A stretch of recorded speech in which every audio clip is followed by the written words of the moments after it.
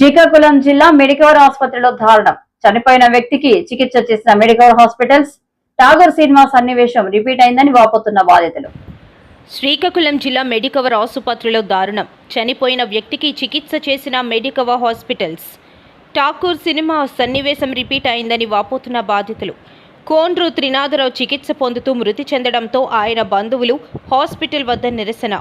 గత నెల 29న రోడ్డు ప్రమాదంలో గాయపడ్డ త్రినాథరావు మెడికవర్ హాస్పిటల్లో చికిత్స కోసం చేర్పించిన బంధువులు కనీసం తమకు చెప్పా పెట్టకుండా ఆపరేషన్లు చేయడంతో పాటు త్రినాథరావు మృతి చెందిన కనీసం సమాచారం ఇవ్వలేదని వాపోతున్న త్రినాథ్ కుటుంబ సభ్యులు. త్రినాథ్లో కదలికలు లేకపోవడంతో గట్టిగా ప్రశ్నిస్తే చనిపోయాడని చెబుతున్నారని వాపోతున్న త్రినాథ్ కుటుంబ సభ్యులు. లక్షల రూపాయలు బిల్లులు చెల్లించినా కనీసం చనిపోయారని కూడా చెప్పలేదని మండిపాటు. హాస్పిటల్ యాజమాన్యంపై కఠిన చర్యలు తీసుకోవాలని డిమాండ్ చేస్తూ ఆందోళన. పరిస్థితి ఉద్రిక్తంగా మారడంతో భారీగా పోలీసుల మోహరింపు. ఈ హాస్పిటల్ మీద గతంలో ఆరోపణలు ఉన్నాయి. వృద్ధులైన తల్లిదండ్రులు కూడా చాలా ఇబ్బందులు పడి మానసిక ఇబ్బందులు ఉన్నారు. న్యాయ విచారణ జరిగినంత వరకు ఈ సేవాన్ని మేము తీసుకెళ్ళమని మనస్ఫూర్తిగా కోరుకుంటున్నాము. దళిత ఐక్య వేదిక శ్రీకాకుళం జిల్లా కమిటీ. నా పేరు నందేష్. జై హింద్. ఇప్పుడు ఎప్పుడు చనిపోయారండి? అసలు 3 రోజుల క్రితం చనిపోయారు అంటున్నారు. ఇప్పుడు ఈ రోజు నిన్న చనిపోయారు అంటున్నారు. వాళ్ళు 3 రోజుల ముందు నుండి పేరెంట్స్ అబ్బాయి దగ్గరికి మూమెంట్ చూసుకొని డాక్టర్లు సంప్రదిస్తుంటే డాక్టర్లు ఏమో పర్వాలేదు, అది రికవర్ అయిపోద్దమ్మా, మందులు కొద్దిగా ఓవర్ డోస్ అయ్యింది, రికవర్ అవుతుందనే చెప్తున్నారట. కానీ ఇక్కడ ఉండే వాళ్ళకి, పేషెంట్ దగ్గర ఉండే వాళ్ళకి కానీ చచ్చిపోయిన విషయం అయితే బయటపెట్టలేదు. తీరా వీళ్ళేమో ప్రెస్ చేశారు. ఏంటంటే ఆయన కదిలిలేదు, కళ్ళు తెరవట్లేదు, కాళ్ళు ఊపట్లేదు, లేదా చేతులు ఫింగర్స్ గట్రా ఎటు ఊపట్లేదని వాళ్ళు పదే మాట్లాడుతుంటే నిన్న సాయంత్రంకి 29ని జాయిన్ చేసిన వ్యక్తిని అన్ని రకాలుగా వాడేసుకొని నిన్న 14వ తేదీ సాయంత్రం 3-4 గంటల ప్రాంతంలో వీళ్ళు ఒత్తిడికి తట్టుకోలేక చనిపోయాడని చెప్పారటండి. మేనేజ్మెంట్ ఏంటండి, ఈ హాస్పిటల్ మీద పెద్ద గతలు కూడా చాలా తప్పుడు అభియోగాలు ఉన్నాయి. చాలా స్టేట్మెంట్లు వచ్చాయి, పత్రికల నుండి వచ్చాయి, వాట్సాప్లో వచ్చాయి, పీడిఎఫ్లు వచ్చాయి. ఈ హాస్పిటల్ కోసం అందరికీ తెలుసు. చనిపోయిన వ్యక్తికి ఉన్నవే మేజర్ కంప్లైంట్ కదా, మైనర్ కంప్లైంట్. అందులో కొద్ది మేజర్ అని చెప్పారు. గతంలో కూడా ఒక షుగర్ పేషెంట్కి ఏమో ఏమి లేకుండా ఆపరేషన్ చేసి, చెక్ చేయకుండా ఆపరేషన్ చేసి ఆయనకి చాలా కాలు పోయి తీసినంత వరకునే అది పత్రికలో వచ్చింది. ఈ హాస్పిటల్ మీద ఇలాంటి ఆరోపణలు చాలా ఉన్నాయి. దయచేసి ఈ హాస్పిటల్లో ఇలాంటి యాక్షన్ కేసు కానీ ఇంకొకటి తర్వాత అయినా ఇది ప్రమాదమే అని అంటే సారే ఆరోగ్యశ్రీ ద్వారా ఇక్కడ ఇది ఏదైతే ఉందో ఇక్కడ న్యూరో సర్జరీ చేశారు మురళి సార్. చేసేసిన తర్వాత అతను అంతకు ముందు నుంచి కూడా ఇప్పుడు ఏదైతే యాక్సిడెంట్ అయిందో 29th నైట్ నుంచి కూడా అతనికి మూమెంట్స్ ఉన్నాయి సార్, మూమెంట్స్ ఉన్నాయి. కాళ్ళు కూడా యాక్సిడెంట్ అయిన కాళ్ళు కూడా మూమెంట్స్ ఉన్నాయి. అయితే ఇదన్నీ అయిపోయిన తర్వాత ఇది మొత్తం ఎడిమా అంతా తగ్గాక అతను కళ్ళు తెరిచారు సార్. మాకు హోప్ వచ్చింది. కళ్ళు తెరిచారు, మాట్లాడిన మాటలకి ఏడుపు కూడా ఏడ్చారు, మాట్లాడిన మాటలకి రెస్పాన్స్ కూడా వచ్చింది. వచ్చేసిన తర్వాత నెమ్మదిగా ఇంకా అలాగా సార్ అయితే ఏం చెప్పారంటే నెమ్మదిగా సర్జరీ కూడా బాగానే అయ్యింది, నెమ్మదిగా అన్నీ వస్తాయి, మూమెంట్స్ కూడా 2 రోజుల తర్వాత ఏమొచ్చి అతను కళ్ళు తెరవలేదు, మూమెంట్స్ కూడా బాగా కంప్లీట్గా ఆగిపోయి మేము సార్కి చెప్పాం. సార్కి చెప్తే సార్ ఏమన్నారంటే బాడీకి ఇమ్యూనిటీ పవర్ అనేది కొంచెం చాలా తగ్గిపోయింది, అతనికి చాలా హైయర్ యాంటీబయాటిక్స్ వెళ్తున్నాయి, ఇన్ఫెక్షన్ వెళ్తుంది, ఇన్ఫెక్షన్ చాలా ఎక్కువగా ఉంది, మల్టిపుల్ ఇన్ఫెక్షన్ ఉంది అని చెప్పేసి అన్నారు. సరే ఓకే అని చెప్పేసి మేము కూడా వెయిట్ చేసాం. కానీ ప్రాణాపాయ స్థితి అయితే ఏమీ కాదు అని చెప్పేసి అన్నారు.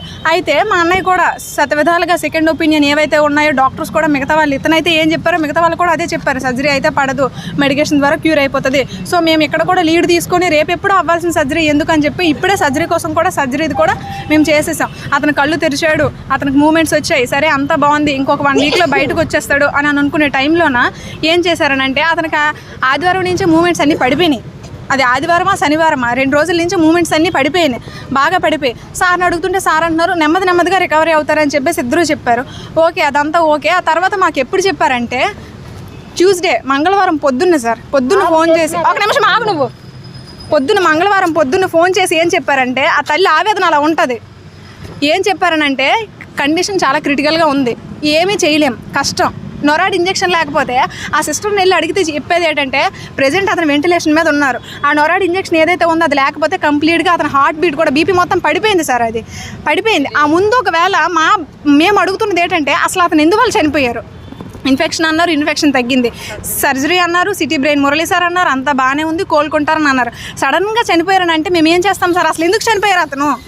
ఎందుకు చనిపోయారు? చనిపోయినప్పుడు కూడా మాకు కరెక్ట్గా ఏది ఇన్ఫర్మేషన్ లేదు. మేము వెళ్ళి చూసుకున్నాక మేము అడిగితే 20 minutesలో గట్టిగా పుష్ చేసి అడిగితే చనిపోయిన వాళ్ళకి సిపిఆర్ చేస్తున్నారు. సిపిఆర్ చేసేసి 20 minutes తర్వాత గట్టిగా అడిగితే 20 minutes అయిపోయింది, ఆల్రెడీ చనిపోయానని చెప్పేసి అని అన్నారు. ఈ చుట్టూ ఏవైతే ఊర్లు ఉన్నాయో అవన్నీ కూడా ఇక్కడికి ఒకటి కిమ్స్ పెళ్ళికి వెళ్ళాడు. పెళ్ళికి వెళ్ళి వస్తుండగా నర్సన్పేటకి శ్రీకాకుళంలో మధ్యలో పడిపోంట, ఆ గాలి వర్షం పడిపోంట. అక్కడ ఊళ్ళో మర్నాటి వాళ్ళు ఇద్దరు ఉంటే వాళ్ళు జోబులు చేసి ఫోన్ చేసినారు మనకి ఇంటికి. వెళ్ళి హాస్పిటల్ జాయిన్ చేసినాం. మంగళవారం స్టార్టింగ్ ఇప్పటికి 15 రోజులు 16 రోజులు అవుతుంది. మనల్ని డబ్బులు కట్టించుకుంటారు, మెడిసిన్ మన డబ్బులు ఇటు కొనుక్కొని ఎక్కించుకుంటారు. మరి ఇప్పటికి నిన్న సోమవారం నుంచి మనకి ఏడు చెప్పలేదు, ఉలుకులేదు, పలుకులేదు. సోమవారం నుంచి మనం చెప్పవచ్చును కదా, ఎక్కడికైనా తీసుకెళ్తాం కదా, ఏడు చెప్పలేదు. పాముకు ఊరుకుంటారు. మెడిసిన్ మనం కొనుక్కెళ్ళి ఇచ్చేవాళ్ళు మనకి. అవి ఎక్కించినారు, మరి ఏవి ఎక్కించారు మనకు గుర్తివ్వలేదు. ఇది జరుగుబడి. మీరు మీ అబ్బాయిని ఎప్పుడు చూసారు? అలాగా అసలు ఉలుగు పలుకు లేకుండా ఉన్నాను ఎప్పుడు గమనించారు? మంగళవారం నాడ సోమవారం నుంచి స్టార్టింగ్ చెయ్య కాలు కదిపోడు, అంతకుముందు కాలు కొండి చూసాడు. అప్పటి నుంచి మరి ఏటి కారణం, మరి ఏడు చేసినారు, ఏ మెడిసిన్లు ఎక్కించారు. అప్పటి నుంచి మరి ఏటు ఉలుకునేది పలుకులేదు. డాక్టర్ గారిని అడిగితే మేము ఉన్నాం, నీకేం భయం లేదు, అలాగేలాగని అనేసారు. మరి వాళ్ళు అలాగైన మనకేటని బయట కూకుంటాను. నిన్నటిదాకా చెప్పలేదు. సోమవారం నుంచి నిన్నటిదాకా ఏడు చెప్పలేదు, మనకి ఏడు చెప్పలేదు. కోపంగా ఉండేవారు అంతే. ఏం చెప్పారు డాక్టర్లు? వాళ్ళు రాలేదు, ఏడు చెప్పలేదు. పర్లేదు అనేసారు. ఎంత చెప్పు మనిషి కలర్ మారిపోంట, ఉలుకునేది పలుకులేదు, చెయ్య కదపలేదు, కాలు కదపలేదు, ఏ టెన్షన్ లేదు.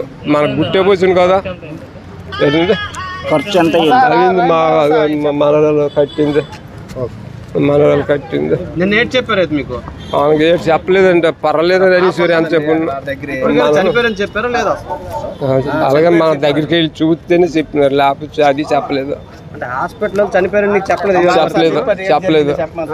చెప్పలేదు. పాప ఉన్నదండి అక్కడ దగ్గరలో, చెప్పలేదు. మీ పేరయ్యా? అప్పారావు, ఫోన్ అప్పారావు.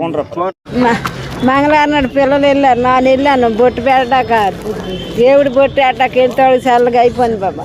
వాళ్ళు మీనాగే మకాలు చూసుకుంటాను. ఏమమ్మా నా కొడుకు ఏటైనాడు అంతే, నీ కొడుకు బాగుండు కానీ అర్జెంటుగా మీ ఊళ్ళో రమ్మని అన్నారు. అప్పుడు ఆ పిల్లలు మా మనవడు ఉన్నారు బాబా, వాళ్ళు వెళ్ళారు. వెళ్తే ఇవే పని అర్జెంటుగా మందులు పెట్టుకొని రండి, బిల్లు కట్టండి అంతే. మంగళవారం నాడు 50,000 కట్టాం బాబా. 50,000 కట్టి సంచుడు ఇండక్షనాలు 5,000 అట్ట ఒక్కొక్క ఇండక్షన్ ముందు. ఆ ఇండక్షనాలు పెట్టుకొని పిల్లలు వెళ్ళారు. వెళ్తాడు చచ్చిపోండ్రు. ఆ మందులో తీర్చుకోండ్రు, ఈ డబ్బు కట్టించుకోండ్రు మాకు చెప్పనే. అప్పుడు మా మురళి మా ఎస్ఐకి ఫోన్ చేసాం, మా మేనోళ్ళకి సురేష్కి ఫోన్ చేస్తే వచ్చినారు. వచ్చి చూస్తేప్పటికంతే ఇంకది రాత్రి అలా గౌరవించుకొని ఉన్నాను. రాత్రి ఏటు ఒక్కలేనా ఇది అవనేదు పట్టించుకునేదు మమ్మల్ని. మరి నా కొడుకు ఏం చేశాడో డబ్బాలు తీర్చుకుంటారు, నా కొడుకుని చంపాను. ఏం న్యాయం చేసిందో మా బిల్లు కట్టనేదా, లేకపోతే అతను నమ్మినాము, మందులు అందించినాము, బిల్లు కట్టించినాము.